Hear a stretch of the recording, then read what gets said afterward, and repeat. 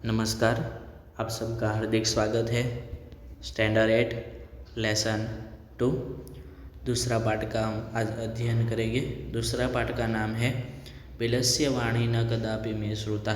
Bill की बोली कभी भी मैंने नहीं सुनी, ऐसा इस पाठ का नाम दिया गया है। पाठ का परिचय इस प्रकार है। प्रस्तुत पाठ संस्कृत के प्रसिद्ध कथा ग्रंथ पंचतंत्रम के तृतीय तंत्र काकोलुकीयम से संकलित है।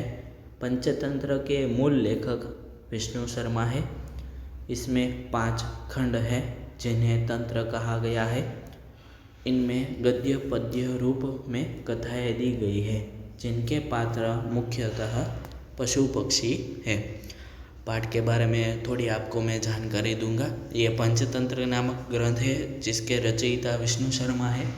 इसमें 5 तंत्र यानी के प्रकरण दिए गए हैं, 5 खंड दिए गए हैं जिसके नाम इस प्रकार है। मित्र भेद, मित्र प्राप्ति, काकोलुकीयम, लब्ध प्रणांश और अपरीक्षित कार्यक्रम। इस प्रकार यहाँ पर 5 खंड इस पंचतंत्र नामक ग्रंथ में दिए गए हैं। ये पंचतंत्र ग्रंथ है वो हमारा संस्कृत का सबसे उत्तम कृति है, क्योंकि ये कथा ग्रंथ है जिसमें बहुत सारी कथाएं हमें प्राप्त होती है। बहुत सारी कथाएं इसमें से हमें मिलती है और जिसके मुख्यतः पात्र पशु पक्षी ही है। मुख्य रूप से देखें तो उसके पात्र पशु पक्षी ही है। सभी जो भी हमारे विश्व की जितनी भी भाषाएं, वे सभी भाषाओं में इस ग्रंथ का ट्रांसलेशन हुआ है, इसका अनुवाद किया गया है इस ग्रंथ का, पंचतंत्र का। तो आज उसी पंचतंत्र का एक तृतीय तंत्र है काकोलुकीयम, उसकी संकलित एक कथा आज हम जिसका अभ्यास करने वाले हैं। बिलस्य वाणी न कदापि में श्रुता। बिल यानी कि गुफा की वाणी बोली है कभी भी मैंने नहीं सुनी है, ऐसा इस पाठ का नाम दिया गया है। देखते हैं इस पाठ में क्या आता है। कहते हैं कि कस्मिंश्चित् वने खर न खर नाम सिंह प्रतिवसति स्म। स कदाचित् इतः ततः परिभ्रमन् शुद्धार्थः न किंचिदपि आहारं प्राप्तवान्। ततः सूर्यास्तसमये एकां महतीं गुहां दृष्ट्वा स अचिन्तयत् नूनम् एतस्यां गुहायां रात्रौ कोऽपि जीव आगच्छति, अतः अत्रैव निगूढो भूत्वा तिष्ठामि। इसमें क्या कहा गया है कि कस्मिंश्चित् वने खर न खर नाम सिंह प्रतिवसति। कोई वन था जिसमें खर न खर, किसी वन में जंगल में खर न खर नाम के शेर रहता था। किसी दिन इधर उधर घूमते हुए भूख से पीड़ित उसने कुछ भी भोजन प्राप्त नहीं किया। उसके बाद दिन छिपने के समय एक बड़ी गुफा को देखकर उसने सोचा, निश्चित रूप से इस गुफा में रात के कोई प्राणी आता है, इसलिए यही छिपकर रहता हूँ। एतस्मिन् अनन्तरे गुहायां स्वामी दधिपृच्छ नाम शृगाल समागच्छन्। वो सिंह शेर ने सोचा कि रात्रि के समय कोई इस गुफा में ज़रूर आता होगा, तो मेरे को आज भोजन नहीं मिला है तो मैं यही छिप कर रहता हूँ, कोई आए तो उसे मैं मार कर खा जाऊँगा। दूसरी बार क्या हुआ कि तस्मिन् अनंतरे, थोड़े समय के बाद, गुहायां स्वामी दधिपृच्छ नाम शृगाल समागच्छन्। दधिपृच्छ नाम का शृगाल है वो आया।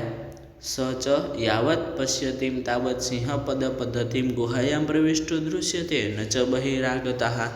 शृगाल चिन्तयत् अहो विनष्टोऽस्मि, नूनम् अस्मिन् बिले सिंहः अस्ति इति तर्कयामि, तत् किं करवाणि।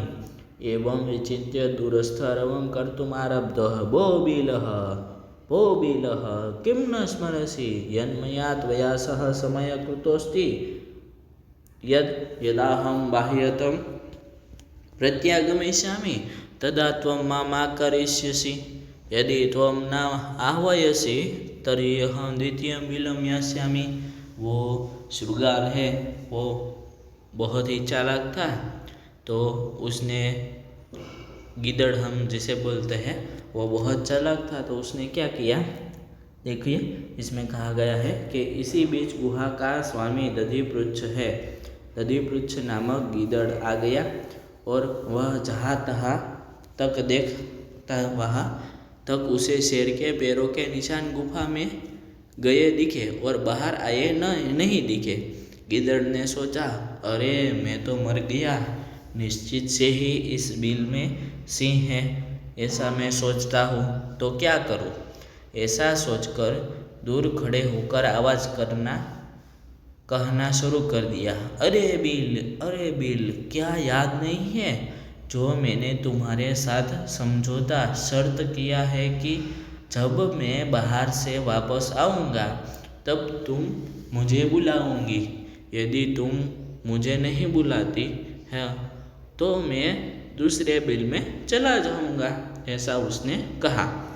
अतः एतत् श्रुत्वा सिंह अचिन्तयत् नूनमेषां गुहां स्वामिनः सदा समाह्वानं करोति परन्तु मद्भयात् किञ्चित् न वदति अथवा साध्वीदम् उच्यते भयसत्रस्तमनसां हस्तपादादिकाः क्रियाः प्रवर्तनेन वाणी च वेपथुश्चादिको भवेत्।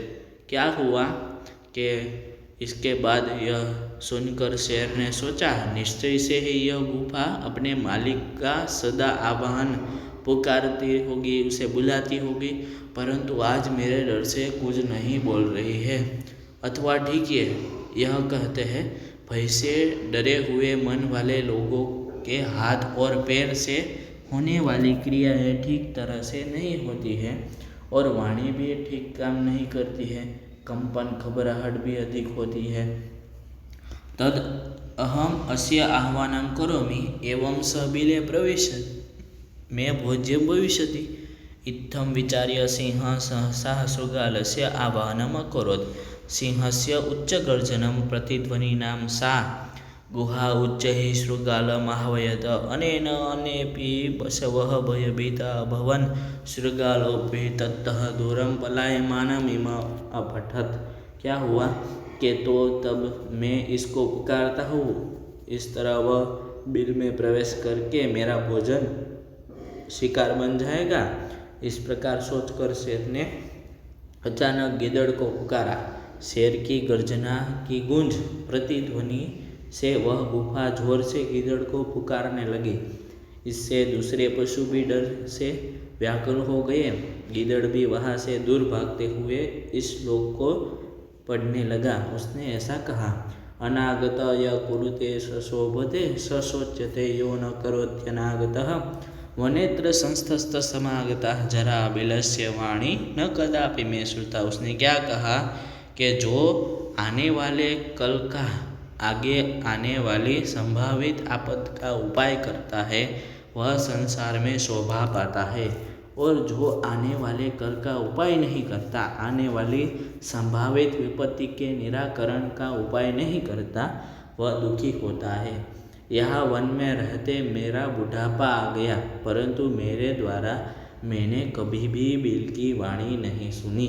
तो गीदड़ ने अपनी बुद्धि का प्रयोग किया और उसने पता लगाया कि वहाँ पर शेर है, अभी भी गुफा में है, और उसने अपनी जान है वो बचाई और अंत में बोल कर चला गया कि बिलस्य वाणी न कदापि मैं श्रुता। बिल की वाणी मैंने कभी नहीं सुनी है। तो इस प्रकार ये पंचतंत्र का एक कथा वाला पाठ था। एक्सरसाइज हमें इस प्रकार दी गई है, अभ्यास दिया गया है, उच्चारण करने हैं, हमें ये बोलने हैं शब्द कस्मिंश्चित् विचिन्त्यः साध्विदं शुद्धार्थः एतत् श्रुत्वा भयसंत्रस्तः मनसां सिंहपदपद्धतिः समाह्वानं प्रतिध्वनि। तो आपको इस प्रकार ये शब्द बोलने का प्रयत्न करना है। दूसरा प्रश्न दिया गया है, एकेन पदेन उत्तरम लिखतः, एक पद में उत्तर लिखिए। सिंहस्य नाम किम? सिंहस्य नाम खरनखरः। गुहाया स्वामी क आसीत्? गुहायाः स्वामी दधिपृच्छः आसीत्। सिंह कस्मिन् समये गुहायां समीपे आगच्छतः? सिंह सूर्यास्त समये गुहायां समीपे आगतः। हस्तपादिदिकाः क्रियाः केषां न प्रवर्तते भयसन्त्रस्त मनसां येषां क्रिया न प्रवर्तते गुहा केन प्रतिध्वनिता गुहा उच्चगर्जनेन प्रतिध्वनिता। तीसरा प्रश्न दिया गया है पूर्ण वाक्य न उत्तरतः पूर्ण वाक्य में उत्तर दीजिए। खर नखर कुत्र प्रतिवसति, खर नखर कुत्र कहाँ पर रहता था, खर नखर कस्मिंश्चित् वने प्रतिवसति। महती गुहां दृष्ट्वा सिंह किम अचिन्तयत्, महती गुहां दृष्ट्वा सिंह अचिन्तयत् नूनम् एतस्यां गुहायां रात्रौ कोऽपि जीवः आगच्छति, अतः तत्रैव निगूढो भूत्वा तिष्ठामि इति। शृगाल किम अचिन्तयत्, शृगाल अचिन्तयत् अहो विनष्टोऽस्मि नूनम् अस्मिन् बिले सिंहः अस्ति इति तर्कयामि, तत् किं करवाणि। शृगाल किं कुत्र पलायति, शृगाल दूलं पलायति। गुहा समीपमागत्य शृगाल किं पश्यति, गुहा समीपमागत्य शृगाल सिंहपदपद्धतिं पश्यति। क शोभते, यह अनागतः कुरुते स शोभते। तो आपको इस प्रकार ये सभी क्वेश्चन आंसर है उसका आपको लिखने हैं पूर्ण वाक्य में। चौथा प्रश्न दिया गया है रेखांकित पदानि अधिकृत्य प्रश्न निर्माणं कुरुत। तो आपको प्रश्न निर्माण करने हैं। क्षुधार्त सिंह कुत्रापि आहारं न प्राप्तवान्, तो भूखा हुआ शेर है उसने कहीं पर भी आहार उसे नहीं मिला। तो कीदृशः सिंह कुत्रापि आहारं न प्राप्तवान्, जिसके नीचे अंडरलाइन की गई है उसे आपको प्रश्न वाक्य में निर्मित करना है। वहाँ पर प्रश्न वाक्य के जो सेंटेंस है, जो शब्द है उसे आपको लिखने हैं। दधिपृच्छ है तो किम, फिर येषां गुहा कस्य सदा आह्वानं करोति, येषां गुहा स्वामिनः सदा आह्वानं करोति।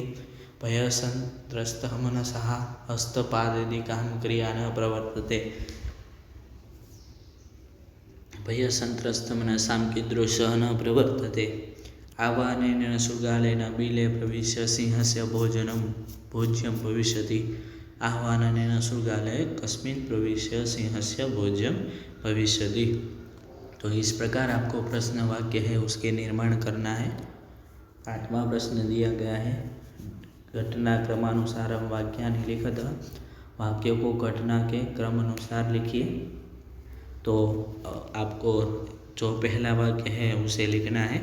इस प्रकार आपको पूरा वाक्य है जो क्रम में लिखने हैं। आपको पहला वाक्य इस प्रकार कथा के आधार पर आपको लिखने हैं। परिभ्रमं सिंह क्षुधार्तो जातः, फिर दूसरा वाक्य सिंह एकां महती गुहाम् अपश्यत्, तीसरा वाक्य है गुहाया स्वामी दधिपृच्छ नाम शृगाल समागच्छन्, चौथा गुहायां कोऽपि अस्ति इति शृगालस्य विचारः, 5वां दूरस्थ शृगाल रवं कर्तुमारब्धः, 6वां वाक्य सिंह शृगालस्य आह्वानम् अकरोत् और 7वां दूरं पलायमान शृगालं श्लोकम् अपठत्। तो आपको इस प्रकार क्रम में ये सभी वाक्य लिखने हैं। 6ठा प्रश्न हमारा दिया गया है यथा निर्देश उत्तरतः, निर्देशानुसार उत्तर दीजिए। तो एकां महती गुहां दृष्ट्वा सः चिन्तयत् अस्मिन् वाक्ये कति विशेषणपदानि संख्यायाः सह पदानि अपि लिखतः। तो आपको इसमें से विशेषण पद और संख्या के साथ जो पद है उसको लिखना है। तो अस्मिन् वाक्ये 2 विशेषण पदे एकां महतीं च स्तः, ऐसा आपको इसका उत्तर लिखना है। तद अहम अस्य आह्वानं करोमि, तत्र अहम इति परम कस्मै प्रयुक्तम। तो उसका जवाब है अहम इति पदम खर नखराय सिंहाय प्रयुक्तम। वो किसके लिए प्रयोग किया है ऐसा प्रश्न पूछा गया है। तो वो खर नखर नामक सिंह के लिए प्रयोग किया गया है। अहम पद है उसका। यदि त्वं मां न आह्वयसि अस्मिन् वाक्ये कर्तृपदः कः, यदि त्वां न आह्वयसि अस्मिन् वाक्ये कर्तृपदं त्वम् अस्ति, त्वं है वो कर्तृपद है। सिंहपदपद्धतिः गुहायां प्रविष्टा दृश्यते अस्मिन् वाक्ये क्रियापद किम। तो इसके वह क्रियापद क्या है, तो वह दृश्यते है, देखते हैं। गुहायां प्रविष्टा दृश्यते, तो दृश्यते है वो क्रियापद है। वनेत्र संस्थस्थ समागता जरा अस्मिन् वाक्ये अव्ययपद किम। तो अत्र है वो वनेत्र, वहाँ पर संधि अलग होती है, वने अत्र ऐसा संधि पद वो अलग होता है। तो अत्र है वो वहाँ पर अवयव पद है। तो इस प्रकार आपको ये अवयव पद और लिखने हैं। 7वां प्रश्न दिया गया है, मंजूषातः अवयव पदानि जित्वा रिक्त स्थानानि पूरयतः। मंजूषा से अवयव पद को चुनकर आपको रिक्त स्थानों की पूर्ति करनी है। तो इस प्रकार इसके जो भी आपको ये अवयव पद है, जो भी ये रिक्त स्थान है, आपको इस प्रकार पूर्ति करनी है। एकस्मिन् वने है खाली जग्या वाग्रह जालम विस्तीर्ण खाली जग्या स्थितः। तो इसका उत्तर इस प्रकार आपको दिए गए हैं कि कश्चन दूरे तत्र नीचे ही यदा तर्हि यदि परम च सहसा।